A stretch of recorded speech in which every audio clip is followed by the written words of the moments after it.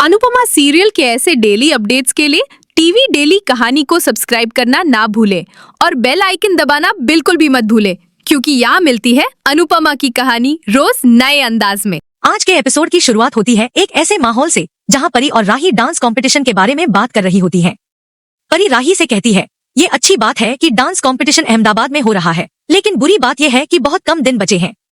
इस पर राही जवाब देती है, जब पीछे मुड़ने का कोई रास्ता नहीं होता तो आगे बढ़ने का ही एकमात्र विकल्प होता है।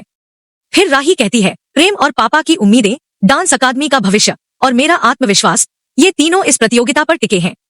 ये प्रतियोगिता मेरे लिए नोबडी से डांस चैंपियन बनने की यात्रा नहीं है, ये अनुपमा की बेटी से राही बनने का सफर है।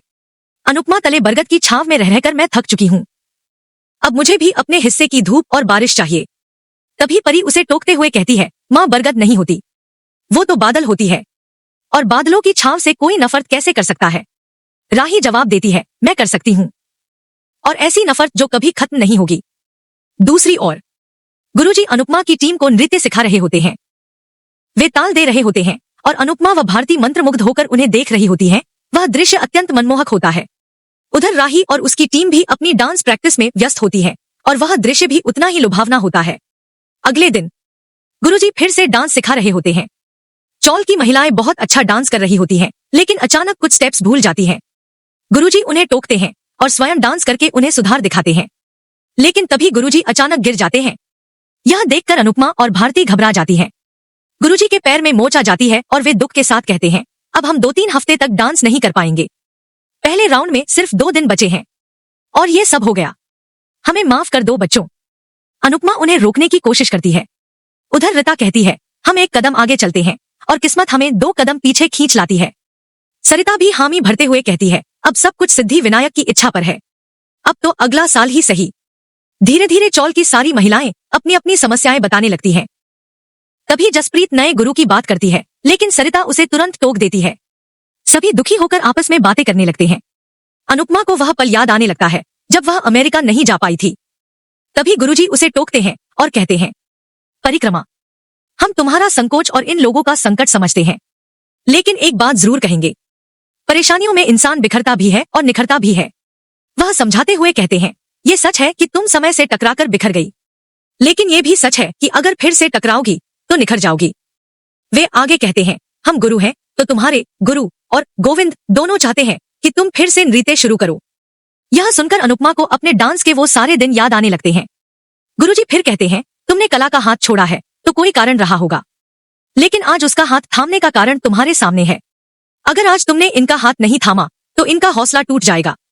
फिर वे उस समय की बात बताते हैं जब अनुपमा पहली बार उनके घर आई थी और उन्होंने उसकी भाव भंगिमाओं में ही नृत्य की पहचान कर ली थी। वे कहते हैं, हमारे अस्तित्व के कण-कण में नृत्य है, और तुम्हारे भी। फिर वे भारती का जिक्र करते हैं जिसने उन्हें अनुपमा के डांस के बारे में बताया था। गुरुजी अनुपमा को समझाते हुए कहते हैं, इनके टूटे सपनों को आंखों में चुभने से बचाओ। बरसों बाद इन्होंने कोई सपना देखा है, अगर यह अब टूट गया तो ये कभी कोई सपना नहीं देख पाएंगे।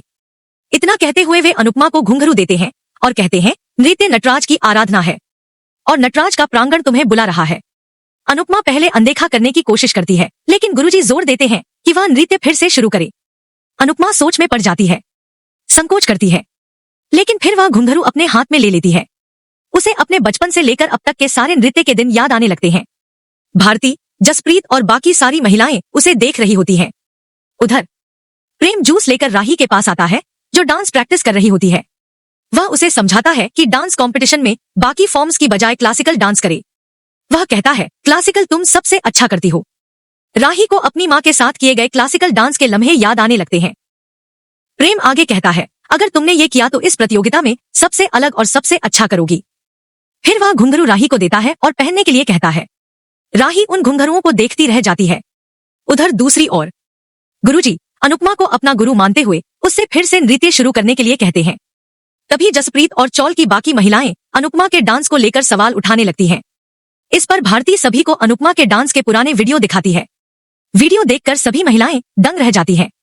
जसप्रीत हैरानी से कहती है, अपनी अनुपमा और धांसू डांसर। तभी भारती मुस्कुराकर कहती है, मंदिर तक आप लेकर आए हो, अब अंदर भी आप ही ले चलिए। जसप्रीत भी समर्थन करते हुए कहती है, जो काम शुरू किया है उसे अब पूरा भी करो। फिर सरिता ताई और मोहल्ले की बाकी महिलाएं भी अनुपमा का हाथ थामने की बात करने लगती हैं, क्योंकि अब उन्हें उसकी जरूरत है। सब मिलकर उसे समझाने की कोशिश करती हैं, उसके अंदर फिर से विश्वास जगाने की कोशिश करती हैं। ये सब देख अनुपमा सोच में पड़ जाती है। वह आश्चर्य और भावनाओं से भरी निगाहों से सबको देखने लगती है। फिर वह मन ही मन आंखें बंद कर अनंत मौन में अनुज से एक प्रश्न करती है। उसे वह दृश्य याद आ जाता है जब अनुज ने उसे उपहार में घुंघरू दिए थे। फिर अनुपमा उन घुंघरुओं को प्रणाम करती है। ऐसा प्रतीत होता है मानो स्वयं भगवान कोई संकेत दे रहे हों।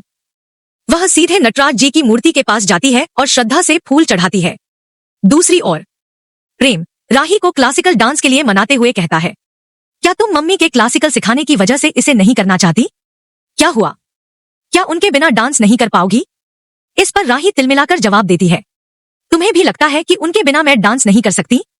डांस सिर्फ उनका अधिकार नहीं है। मैं उनकी परछाई बनकर नहीं जीना चाहती, और अपनी माँ की परछाई तो बिल्कुल भी नहीं। प्रेम यह सुनकर मन ही मन सोचता है, तुम मम्मी को हर पल याद करती हो, फिर चाहे गुस्से से ही सही। बस कान्हा जी, इस गुस्से को मिटा दीजिए। फिर वह राही से कहता है, अगर मम्मी की छाव से बाहर निकलना है तो चलो ना, किसने रोका है? ये सुनकर राही सोच में डूब जाती है। फिर वह उन घुंघरुओं की ओर देखने लगती है और नटराज जी से आशीर्वाद लेती है। उधर अनुपमा भी नटराज जी के चरणों में शीश झुकाकर आशीर्वाद लेती है और अपने पैरों में घुंघरू बांध लेती है। एक और दृश्य, टोशू अपने घर के बाहर खड़ा होता है। तभी वह देखता है कि कोई व्यक्ति पुराना फर्नीचर बाहर निकाल रहा है। वह उससे पूछता है कि ये सब क्यों किया जा रहा है। उस व्यक्ति ने बताया कि ये सब एंटीक फर्नीचर है, जिसे बेचने पर उसे 2 लाख रुपए मिलेंगे।